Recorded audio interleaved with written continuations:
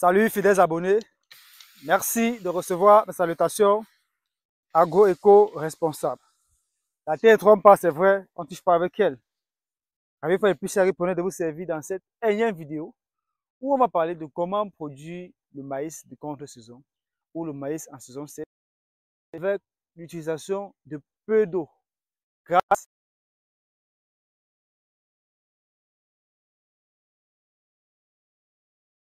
chez Harry Poney. Et c'est là quelques semaines, je vous ai dit comment est-ce que vous ai montré comment est-ce qu'il fallait désormais mettre le grain de maïs en terre. Il fallait au préalable chez l'agrippreneur tremper les grains, alimenter pendant 24 heures au moins avant de faire le semis. Vous allez voir que ici nous sommes en pleine saison sèche.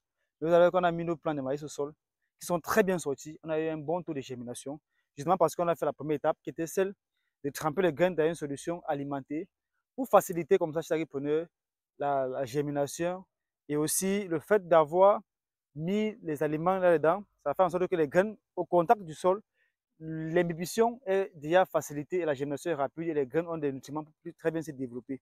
Ça, c'est la première des choses pour pouvoir produire en saison sèche en utilisant très peu d'eau chez l'agrippreneur parce que le fait de tremper les graines au préalable, comme il y a passé d'eau dans le sol, les graines vont rapidement germer. Alors chez l'agrippreneur, après avoir fait cela, chez l'agrippreneur, on va aborder la notion de fertilisation.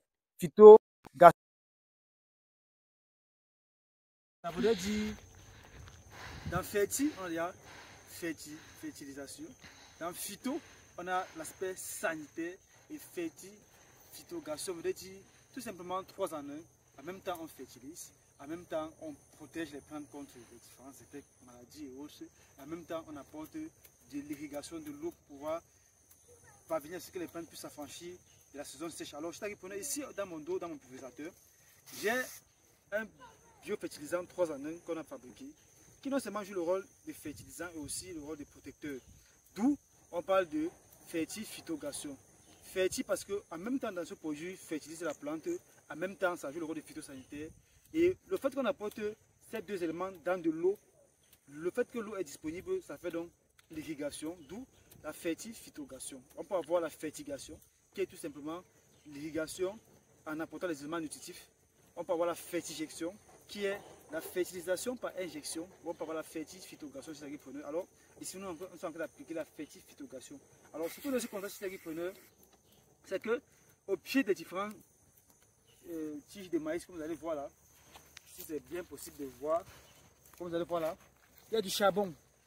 Il y a du charbon, comme vous voyez ici, il y a du charbon. Là, il y a du charbon. Alors, ce charbon chez l'agrippreneur, lorsqu'on l'a mis comme ça, on apporte de l'eau qui est non seulement concentrée en éléments nutritifs et aussi phytosanitaires.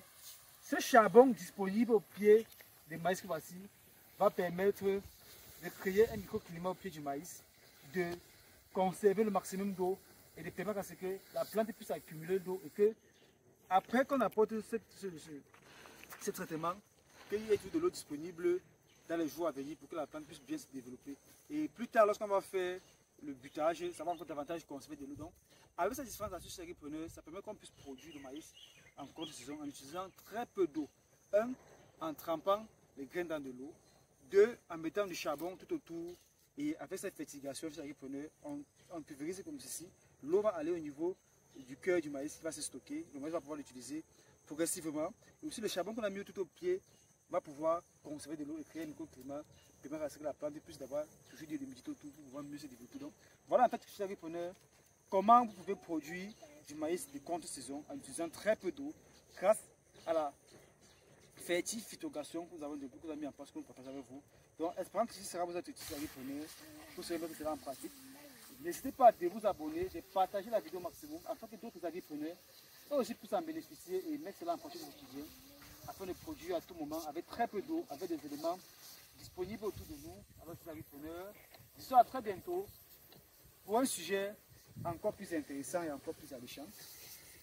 Vive l'agriculture africaine, vive l'agroafricanisme. C'était comme ça pour vous, le Chantina Agro-Africain. Comme toujours, pour vous servir avec beaucoup de plaisir et beaucoup de bonheur. À très bientôt. Bye bye.